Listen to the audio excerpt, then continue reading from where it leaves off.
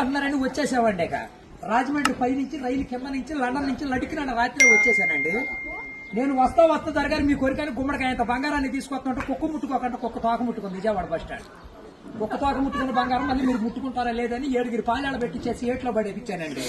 3 కోట్లు తీసుకెళ్లి మురికాలలో పడేశాను. మా ఇంట్లో కోట్లు కుక్కలు తింటుంటాయండి, లక్షలు లక్కలు తినేస్తుంటాయి. ఏళ్ళు ఎలుకలు తినేసి చిల్లర చీమలు తినేసేస్తాయి. ఇక కాగితాలు కట్టుంటే కాగితాలు తీసుకెళ్లిపోతాం. మాకు పొయ్యిలో ఎండి ఇంట్లో బంగారం ఉందండి, కాకపోతే ఇంట్లో వాళ్ళు ఎసట్టాలు బియ్యం లేక ఎండిపోతున్నారు. గురుగారు మీకు ఏమన్నా డబ్బుకి కానీ ధాన్యానికి కానీ ఏమన్నా లోటుగా ఉంటే మాకు కౌరు చేయండి, మేము పంపించేస్తాం. మా అడ్రస్ మండలం మధ్య యాగారం, దాని పక్కనే ఉండదండి. మల్లెడికి పక్కన పిల్లడికి మా ఊరు. దానికి మా అడ్రస్ కి సాయంకాలం ఉత్తరం రాసేసి పోస్ట్ లో ఇంకొక పొయ్యిలో వేసేయండి. మీరు పరిగెత్తుకుంటూ వచ్చేసి పంటకాల ఒక 10ంటికి నుంచోండి, నేను 3ంటికి మురికాలలోకి అందించేస్తా. డబ్బు పగిలిపోయిన వాడి మీద వచ్చేస్తుంది 10 కోట్లు. మరి డబ్బు అక్కడ బుట్టతో తీసి తట్ట మీద ఆరబెట్టుకోండి.